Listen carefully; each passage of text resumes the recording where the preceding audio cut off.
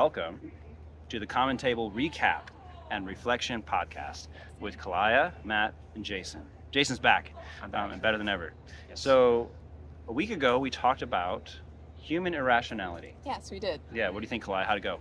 It was a really great conversation for us on Thursday, and one thing that came up was love, the concept of human rationality when it comes to love and falling in love.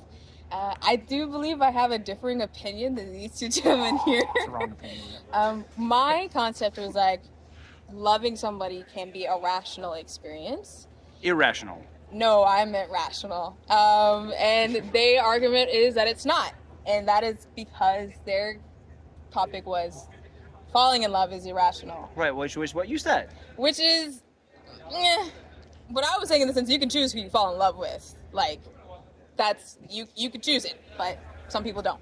And so I thought in the concept of like where the Lord says, until everything bring unto the Lord.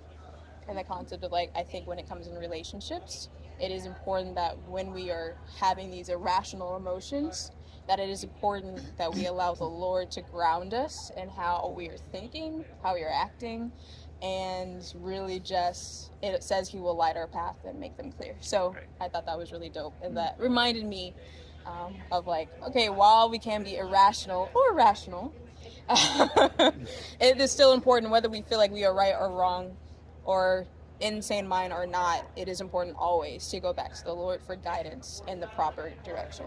Yeah. But we all know that falling in love is totally crazy.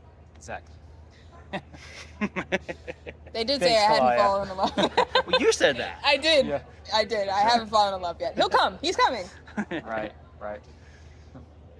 Go ahead, Jason. So me, okay, cool.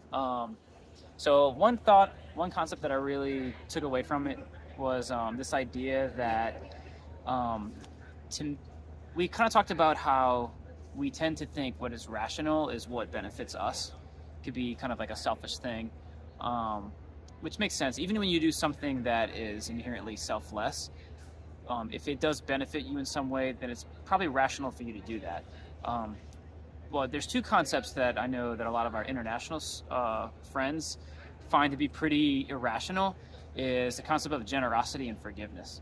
And so, like, imagine someone hurts you really badly, but you just go ahead, like Matt just did, and I'm like, Matt, I forgive you for that.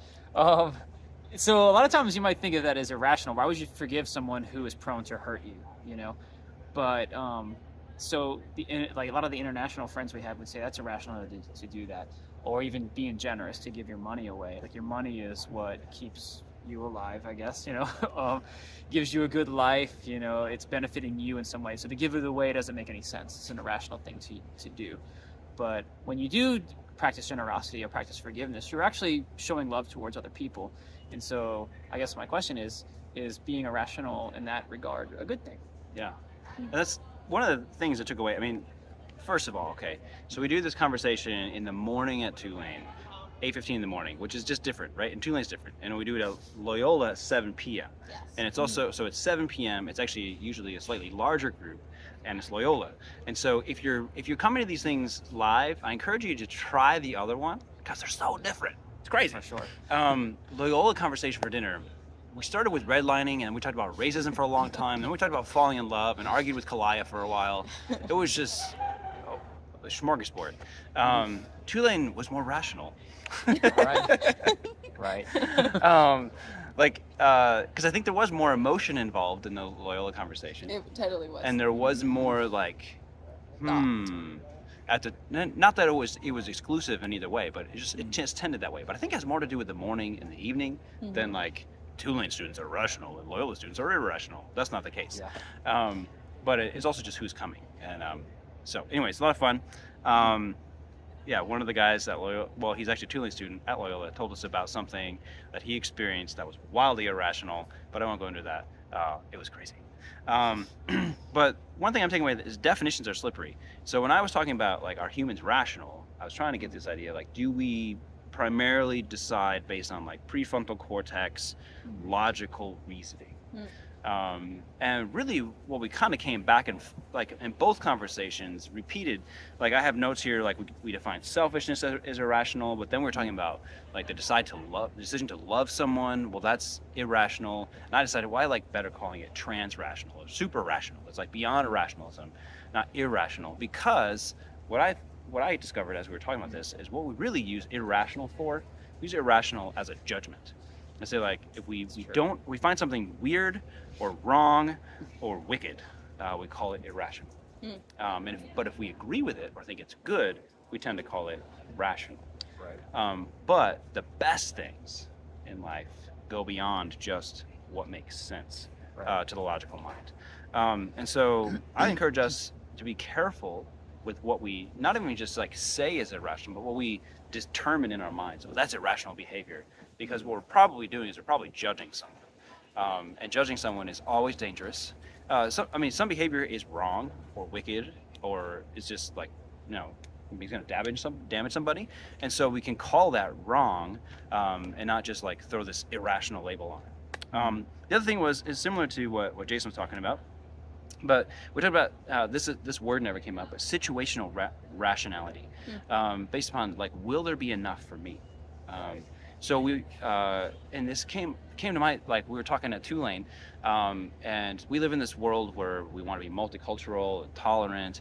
We make space for the people who have different ideas and different cultures, and I think we're free to do that a lot because we have enough food, we have medicine, and we have housing. Where people that we look down on, they're more tribal in their thinking, have a lot less resources. And so for them to be accepting of the outsider, there's like real physical, like life and death consequences to allowing the outsider to come in. And so I think sometimes we think far more highly of our own generosity or our own compassion or understanding than we ought to. And so that led me to think, like, as a follower of Jesus, do I actually love people who are different than me? Or is it just convenient and comfortable to be gracious towards them at the level that I am? And so instead of being comfortable where I am, pay attention to what is actually scarce to me, what is valuable to me. And those are things like time and energy and attention. And who am I gracious and generous to with those scarce resources? And so, my takeaway for the end of the little podcast is, what are you doing with your most scarce resources in your life? Who gets to share those? Is it just for you, just for your closest people, or do you give those beyond in a way that someone might call irrational, because you don't know if it's going to even be accepted, and you don't know if you're going to get anything back? Are you willing to give away something that's truly valuable in that setting? That might not be rational, but just because it's irrational, does that mean it's bad? I think the beyond rational is often the best. So, Sure. Any final comments? I'm still right. But other than that, great. Peace. Right. Signing off.